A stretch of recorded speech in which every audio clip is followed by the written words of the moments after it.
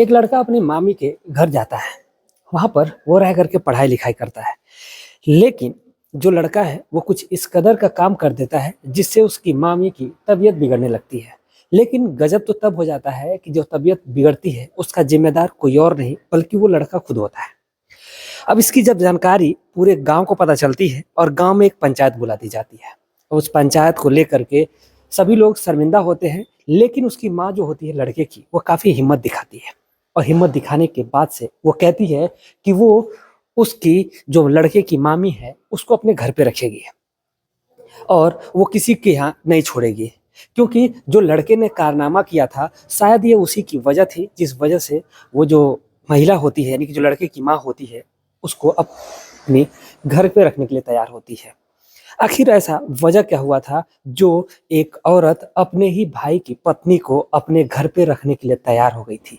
आखिर उसके लड़के ने ऐसा क्या कारनामा कर दिया था? इसके सवाल का जवाब आपको इस कहानी को पूरा सुनने के बाद ही मिलेगा। तो चलिए कहानी की शुरुआत करते हैं और जानते हैं कि आखिर पूरा मामला क्या था। नमस्कार, मैं हूं अविनाश और आज जिस कहानी के साथ आप लोगों के सामने रूबरू हो रहा हूं ये बेहद आपको हैरान कर देने वाली है। कहानी की शुरुआत करूं उससे पहले जितने भी हमारे भाई बहन चैनल पे नए आए हुए हैं, जो चैनल को अभी सुन रहे हैं, पहली बार देख रहे हैं, चैनल को सब्सक्राइब कर लें और अपने कान में ईयरफोन लगा करके या फिर शांति से आराम से कहानी को सुनते रहें। चलिए कहानी की शुरुआत करते हैं। दरअसल ये सच्ची घटना रांची की है। दरअसल रांची में एक परिवार रह रहा होता है और उस परिवार में रहने वाला एक लड़का जिसका नाम राहुल होता है। राहुल जिसकी उम्र 14 साल के करीब होती है। वो पढ़ाई लिखाई में बहुत ही ज़्यादा होशियार होता है। अब उसकी जो लड़के की माँ होती है वो घर पे अकेली रहती है और उसका वही लड़का राहुल यानी कि माँ और बेटे एक ही साथ रहा करते हैं। राहुल जिसकी माँ का नाम सुचित्रा होता है। सुचित्रा देवी और राहुल दोनों माँ बेटे एक साथ रहा करते थे। इनके जीवन में अब किसी भी प्रकार की कोई कमी नहीं थी, लेकिन कमी तो थी कि जो सुचित्रा है उनके पति बहुत समय पहले ही उसको छोड़ करके चले गए थे। अब इसीलिए सुचित्रा अकेले रहा करती थी। अब उसका भी मन नहीं लगा करता था। अब वो अपने उसी 14 साल के लड़के के साथ रहा करती थी, लेकिन उसका जो लड़का था वो पढ़ने लिखने में काफ़ी होशियार था और पढ़ाई लिखाई करने में जब इस कदर वो तेज था कि अब जब वो स्कूल से आया जाया करता था तो उस दौरान उसकी जो स्कूल था उसकी दूरी काफ़ी थी। अब इसीलिए जो लड़का होता है जब वो जाया करता था आया करता था तो शाम हो जाया करती थी, लेट हो जाया करता था, लड़का थक जाया करता था, लड़का पढ़ भी नहीं पाता था। अब इसीलिए जो सुचित्रा होती है वो परेशान होती हैं। तो जिस रास्ते से होते हुए लड़का आगे स्कूल पे जाता था उसी स्कूल पे जस्ट बगल में उसका सुचित्रा का मायका होता है। अब इसलिए वो सोचती हैं कि क्यों ना अपने लड़के को अपने मायके में रख दें, अपने भाई के यहाँ, जहाँ पर उसका लड़का पढ़ेगा लिखेगा और आगे बढ़ जाएगा। अब यही सोच करके जो सुचित्रा होती हैं वो बात को आगे बढ़ाती हैं और बढ़ाने के बाद से अपने भाई से बातचीत करती हैं और कहती हैं कि विनोद, मैं चाहती हूँ कि जो मेरा लड़का है वो तुम्हारे यहाँ रह करके पढ़ाई लिखाई कर ले, ताकि वो कुछ बन जाए, उसके सपने बड़े हैं तो हो सकता है कि तुम्हारे यहाँ रह करके अगर वो पढ़े लिखा लिखेगा तो सब कुछ सही रहेगा। अब इसीलिए वो अपने लड़के को अपने भाई के यहाँ भेज देती है। अब इधर लड़का तो अपने भाई मामा के घर पे चला जाता है। यहाँ पर जो सुचित्रा होती हैं वो अकेली पड़ जाती हैं, लेकिन सुचित्रा की कहानी हम आपको बाद में बताएंगे। लेकिन पहले जानते हैं कि आखिर लड़के ने ऐसा क्या किया था। दरअसल जब लड़का अपने मामा के यहाँ पहुँचता है तो वहाँ पर वो रहता है, लेकिन उसकी जो मामी होती हैं जिनका नाम रुचि होता है उनमें ही वो रुचि लेने लगता है। इतनी रुचि जो थी वो इतनी खूबसूरत थी, इतनी जवान थी, जिसकी उम्र अभी यही कोई 28 साल के करीब हो रही थी। उसके बदन को देख करके जो राहुल होता है वो दीवाना हो जाता है। राहुल उसके स्तनों के उभार को देख करके उन पे मोहित हो जाता है। वो चोरी छुप के अपनी मामी को किया करता था। अब ऐसे ही वक्त कटता है। एक दिन मजाक ही मूड में वो कहता है कि मामी, आप मामा से खुश नहीं है क्या? आपकी अभी तक कोई मेरा भाई क्यों नहीं आया है? आप लोगों ने अभी तक कोई बच्चा क्यों नहीं किया है?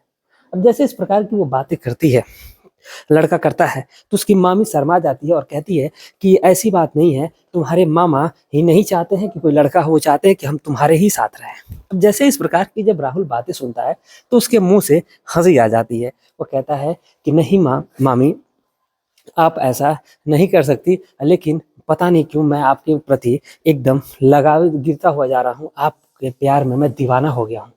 जब मामी इस प्रकार की उसकी बातें सुनती है तो वो हँस देती है, हँस करके इस बात को टाल देती है। अब जैसे ही हँस कर इस बात को जब टालती है, लेकिन जो राहुल होता है वो हँसने के मूड में नहीं था, वो सीरियस होता है और इस बात को लेकर के वो काफ़ी ज़्यादा सीरियस हो गया रहता है। अब ऐसे ही वक़्त आगे बढ़ता है, लगभग कुछ समय बीत जाता है और समय के साथ-साथ जो राहुल होता है, वो सोचने पे मजबूर हो जाता है कि आखिर अपने मामी को अपने प्रेम के जाल में कैसे फँसाया जाए। अब इसी बात को लेकर के वो काफ़ी परेशान सा रहने लगता था, लेकिन एक दिन जो उसके मामा यानी कि विनोद होते हैं, वो चले जाते हैं बाहर। बगल में ही कंपनी एक होती है, उसी कंपनी के काम से वो जाते रहते हैं कमाते हैं तो फिर जाते रहते हैं बाहर, तो इसीलिए उनको जाना होता है बाहर और वो चले भी जाते हैं। अब इधर राहुल को मौका मिल जाता है और उसकी जो मामी होती हैं वो कहती हैं कि राहुल एक काम करना कि खाना-पीना खाने के बाद से तुम मेरे ही पास आकर के सो जाना।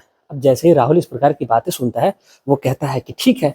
अब इसलिए वो खाना-पीना खाता है और खाना-पीना खा करके आकर के अपने मामी के कमरे में बैठ कर के पहले तो पढ़ाई करता है और पढ़ाई-लिखाई करने के बाद से रात के जब जैसे ही लगभग साढ़े 11 बजते हैं, तो इधर जो रुचि होती है यानी कि जो उसकी मामी होती है, वो तो सोई रहती है। सोने में उसको ये ख़्याल नहीं रहता है कि उसके कपड़े कैसे हो गए।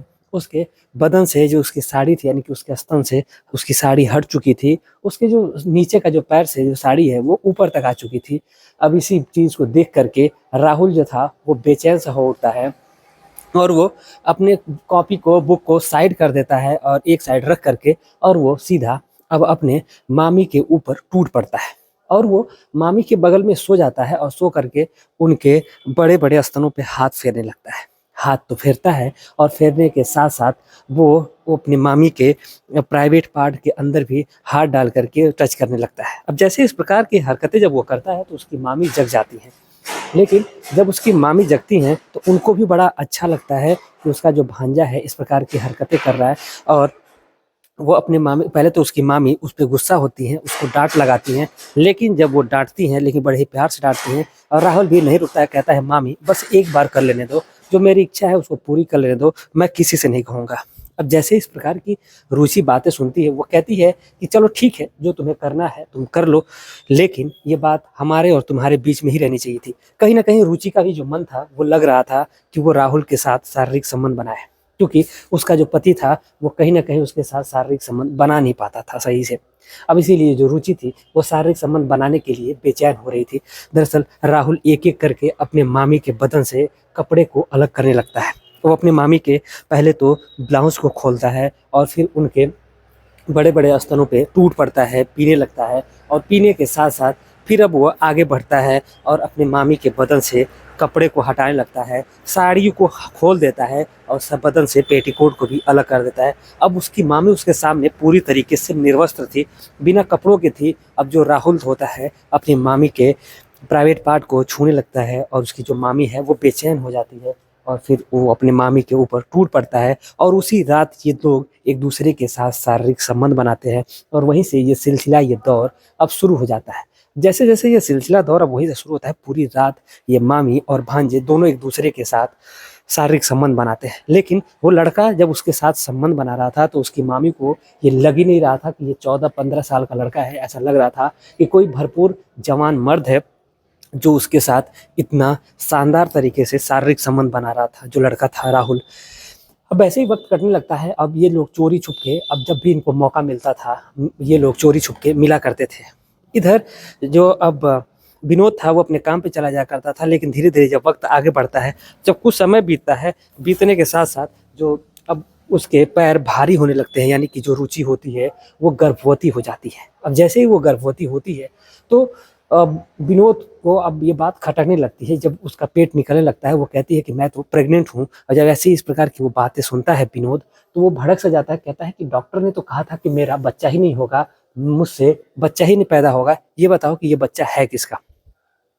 अब जैसे इस प्रकार की जब विनोद बातें करता है, तो जो रुचि है, वो परेशान हो जाती है और कहती है कि ये बच्चा तो आप ही का है, आप ही मुझसे संबंध बनाते हैं और कोई तीसरा नहीं मुझसे संबंध बनाता है। लेकिन जो विनोद था उसके मन में ये बात खटक रही थी, अब इसीलिए उसने सोचा कि क्यों ना चल के चेकअप करा दिया जाए और इसीलिए वो अपनी पत्नी को लेकर के हॉस्पिटल में जाता है और अपना और अपने होने वाले बच्चे का वो टेस्ट करवाता है, जिससे डॉक्टर ने साबित कर दिया कि ये पेट में जो बच्चा पल रहा है ये उस विनोद का नहीं है।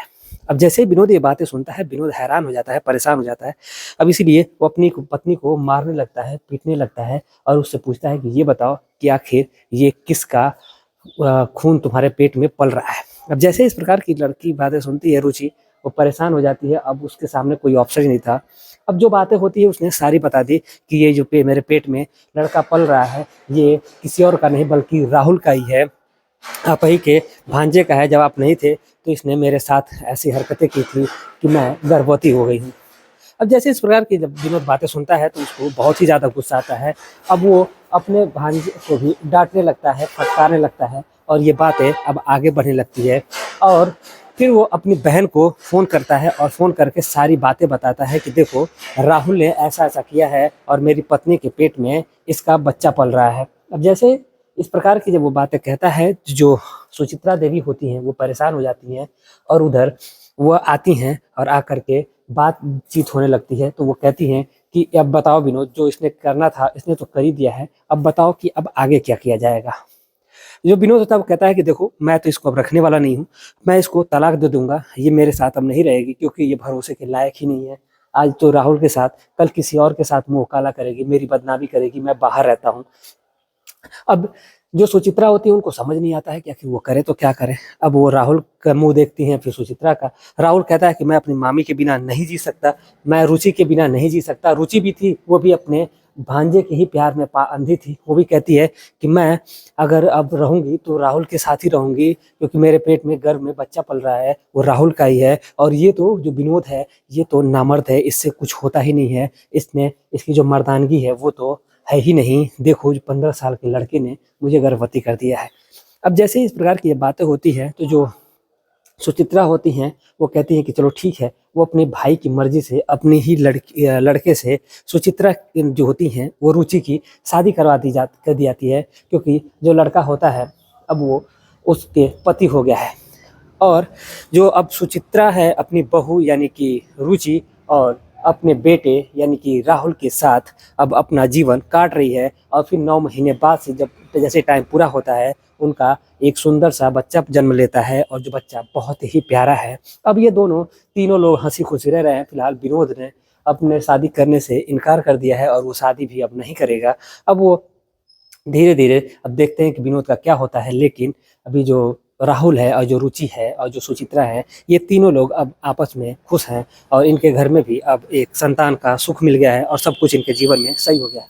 तो ये बताइए कि आप कमेंट में आप जो जरूर लिखिएगा कि कौन सही था कौन गलत था। क्या सुचित्रा ने सही किया उस औरत को यानी कि जो लड़की थी जिसके पेट में उसी के लड़के का बच्चा पल रहा था वो उसको अपना करके सही की, या फिर विनोद ने उसको छोड़ करके गलत किया। आप लोग अपनी राय कमेंट